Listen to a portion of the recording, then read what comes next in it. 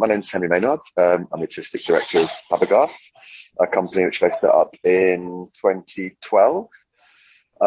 Personally, I did a GCSE drama and then theatre studies after that, and then that was kind of when I decided that I was going to apply for drama school. It took me a couple of years to get the funding. I sort of got in places, but was asked to pay, and I was like, well, at the time, I didn't have the funds to be able to pay for it. So eventually, I got a dance and drama award, and was able to go to Mount View Academy of Theatre Arts for 3 years on the acting course, which was great. But it was a very traditional English conservatoire type training. There was a little bit of movement and things. We sort of had movement classes in animal studies and things like that. And it was only then doing that course I sort of decided I discovered this sort of passion for and ability for physical theatre and sort of an interest in the more kind of European theatre arts. So all the clowning and mask and puppetry and all of this kind of stuff. So I left Mount View with a sort of I was thinking about going to Le Coq in France. Yeah. And I sort of set myself a 5-year period. I was like, well, look, I'll give it 5 years, see what happens. And if in 5 years I'm not really where I want to be, then I'm going to apply and go to Le Coq and try and do some physical theatre training and all that kind of stuff. And sort of in the interim, I started working for various different companies, a company called Blind Summit, who do a lot of puppetry work. And then through them, I ended up still doing Fairies at the Royal Opera House with Will Tuckett, doing that. I made some puppets with Blind Summit. I did their version of 1984 with them at the BAC. And it was through that, and then I ended up in Warhorse at the National. I was actually not at the National, it was in the West End, but it was a national production. And that was basically about 5 years after I'd left drama school. So I thought by that point, I kind of got to a point where I was like, well, if I stop now and go to Le Coq, I'm going to be, messing with something. And so I sort of decided rather than going and spending 2 years, I would basically just try and experience as many of these different types of things as I possibly could, but by doing shorter courses. I went to, what did we do? So that's right. So we set up the company in 2012. Yeah. And it was so I'd been working with Blind Summit with these puppets, and I really fell in love with puppetry. And I wanted to sort of do my own version. I wanted to do my own show, but using the brilliant skills that they taught us. So I built these two puppets, which ended up becoming Boris and Sergei, which was a sort of duo crossover clown, crossover cabaret type thing. That we did for a long time. We made 6 shows in the end with those two characters. They're sort of like little Laurel and Hardy type characters, but much ruder. Yeah. You can get away with an awful lot when you're 2 foot high and furry. Yes. So we toured all over the place. I mean, we went to the Seychelles. We went to Australia. The Seychelles was for a Saudi prince. We did a 20-minute set and got paid an exorbitant amount of money. Yeah. We went to Australia. We went to America. We ended up doing Plan B, the music artists, music video In the Name of Man. And then we opened for him at the Globe Theatre on South Bank when he did his album launch. It was really successful and brilliant. But it kind of came to its own sort of conclusion. It was either going to go somewhere stratospheric, yeah, or it sort of wasn't. I mean, it's not to say we've completely put it to bed. It's always there on the back burner as an option. And I'd love to bring them back at some point. But I think for the time being, artistically, I wanted to move forward. I always thought they'd be great in a sitcom. Yeah. And that's still in my head. Yeah. And it was so even the first year that I went to Edinburgh. So we've been to Edinburgh like 9 times now. And we went 8 years in a row, I think.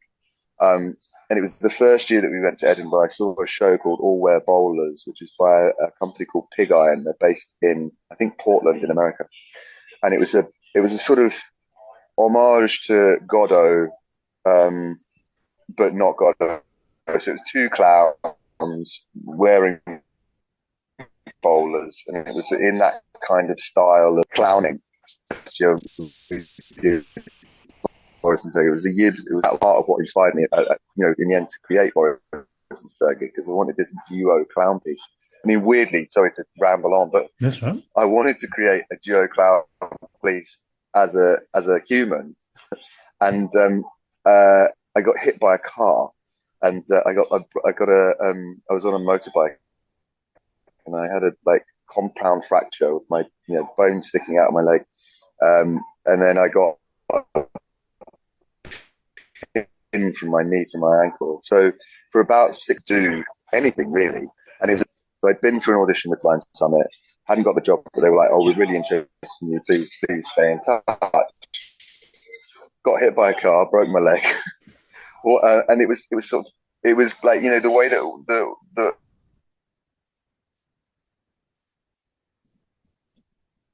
life sort of works in rivers. It's like the possibilities.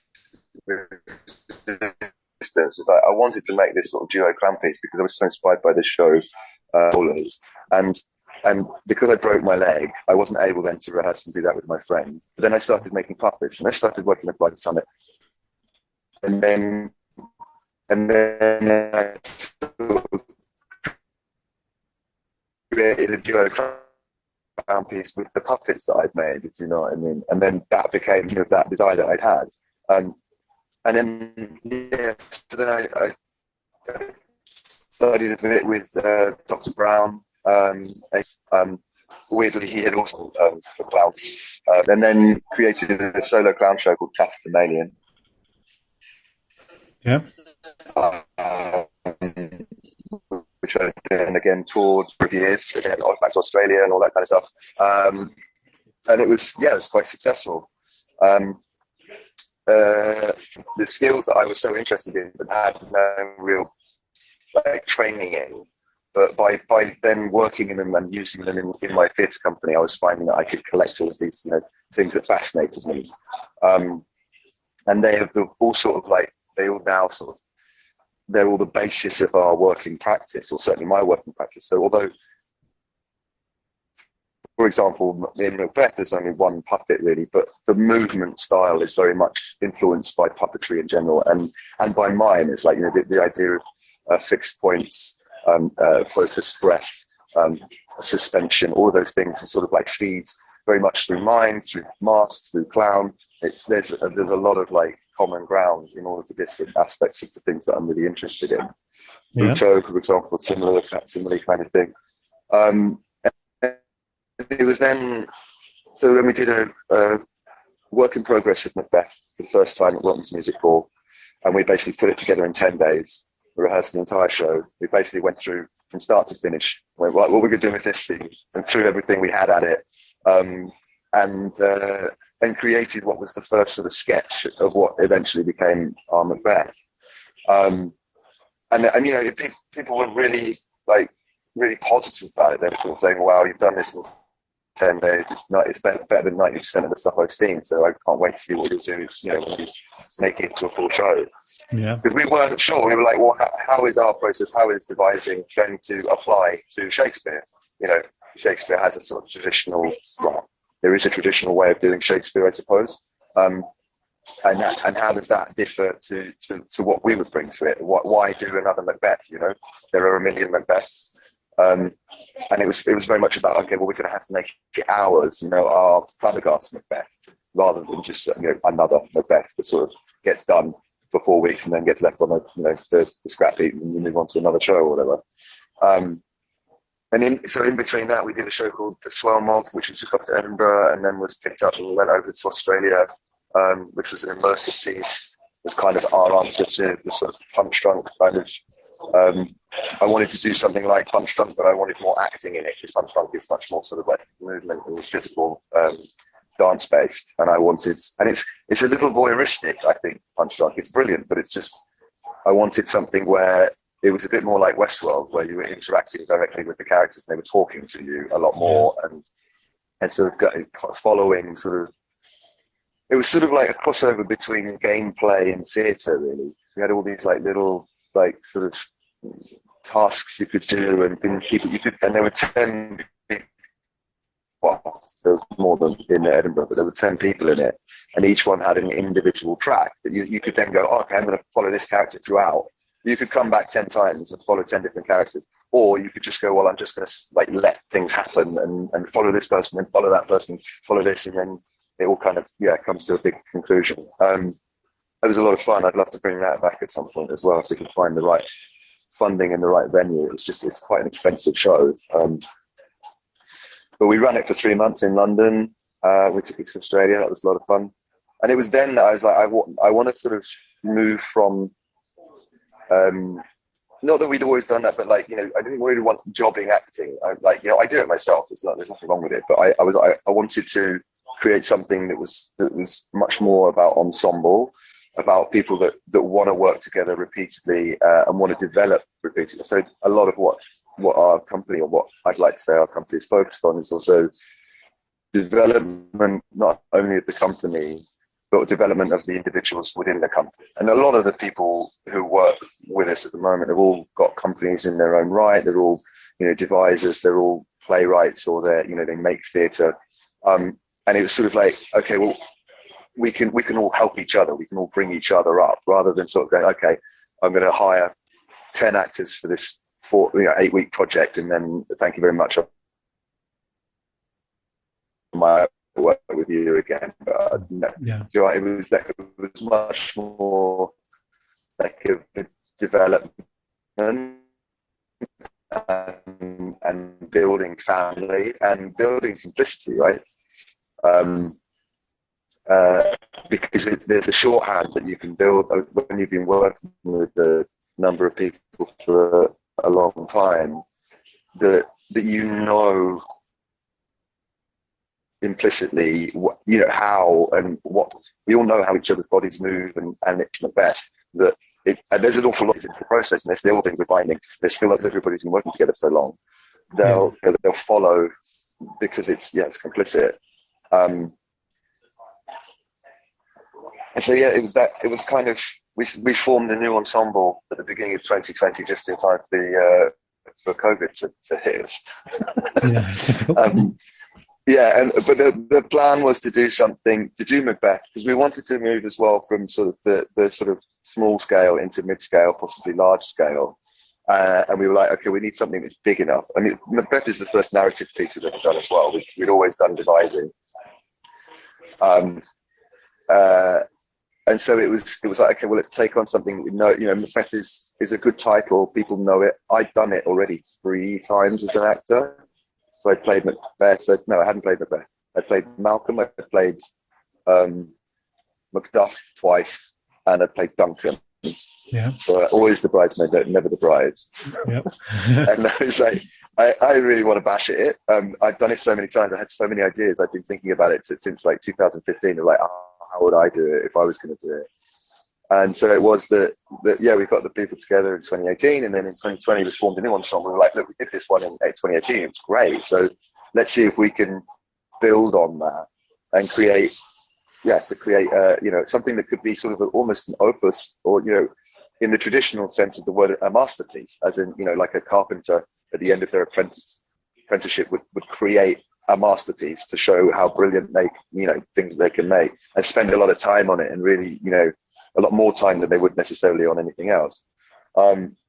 So then we set about sort of doing a very long form research and development process to create what we have now. We went to, so what did we do? We did a lot of like Zoom stuff where we're doing table work every week, and then after the first lockdown, we managed to get together. Like the chronology of it all confuses me a little bit. Yeah.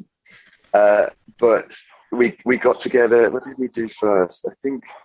Oh, that's right. So we went to Yavington in Winchester, and we did a week. Just bubbled together. I think there were 7 of us at the time, and we were like, okay, well, we want to put the witches front and center, because I think this is all about but a lot of what kind of stuff like expectations on gender is like, are you a man? You know, these flaws and starts might well become a woman telling tales or something. You know, there's this constant sort of like theme in there. Like if you were a man, you would do this, or you know, unsex me here, or you know, this kind of like idea of how men and women should behave in society. And we were like, especially with the witches, there's this kind of like underlying thread of fear of feminine power, right? And I mean that's essentially what witches were women that were killed because people were afraid of them, you know, or they, you know, because they wanted to, I don't know, stop them talking, or they were afraid, they were jealous of them, or you know, for any number of reasons. So this idea that the witches kind of like embody this idea of fear of feminine power. And then we were like, okay, well, what's the best way to embody them physically? So we just spent a whole week just looking at them. And we there was times where I was thinking, oh, maybe they could be puppets and all this kind of stuff. And I was like, I don't think it's quite right. So in Swellmob, we used the puppet to signify the devil, because I just felt like a human signifying the devil. It just wasn't, I don't know, like obviously there are actors out there who could do a brilliant job, but I was just like, it felt better, felt right that it was this little weird like mannequin thing. Yeah. But then it didn't quite work in the same way, because I think the humanity of them would be lost. And they are, you know, essentially humans. I mean, they manipulate what happens, and they're sort of dastardly, but they are, you know, I thought it was better, more appropriate for them to be sort of supernatural humans rather than sort of puppets or whatever. So yeah, we did a whole week of that.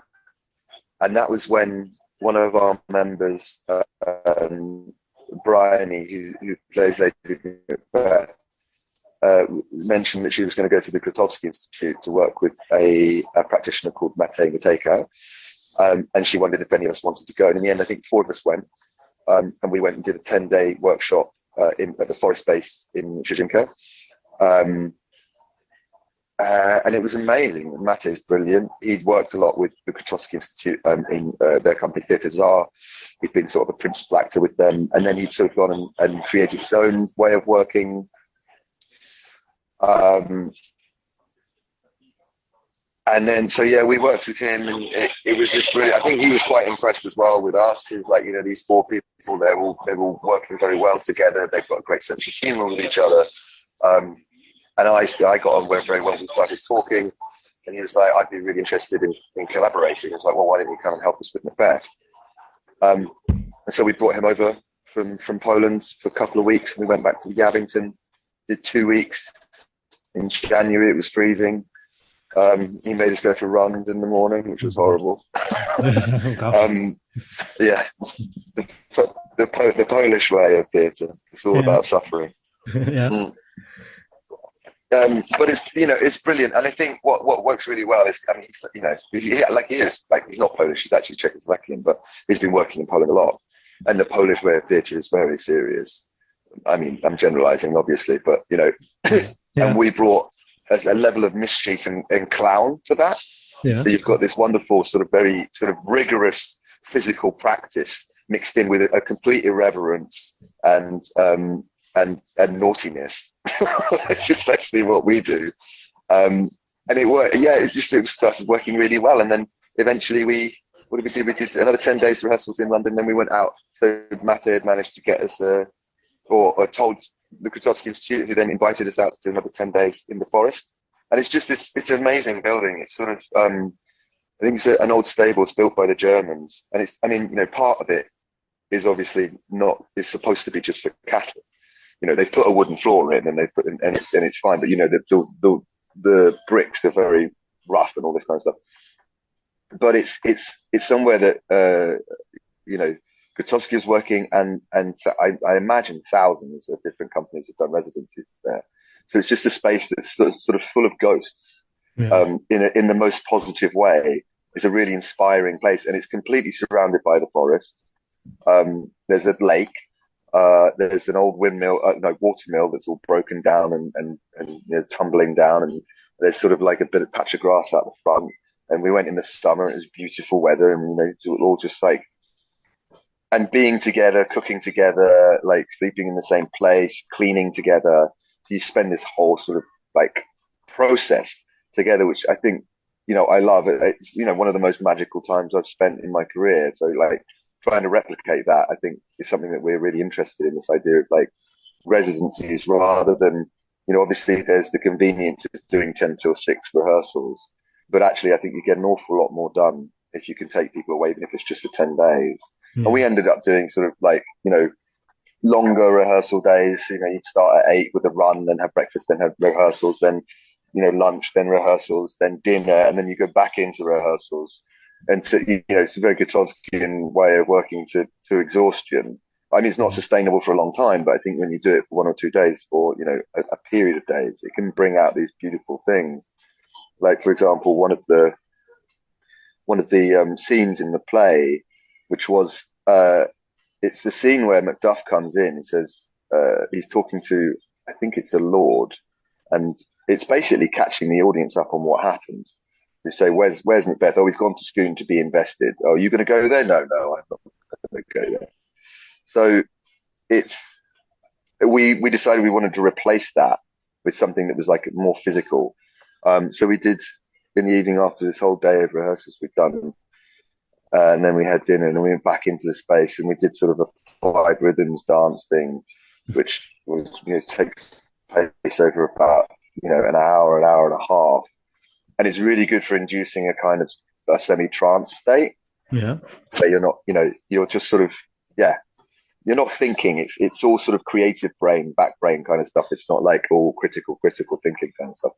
Um, and then we did one of Mate's chain games, which is a little game that he does where he sort of sets up cues. You improvise until something happens, and then you move on to the next improvisation, and then the next improvisation, and the next.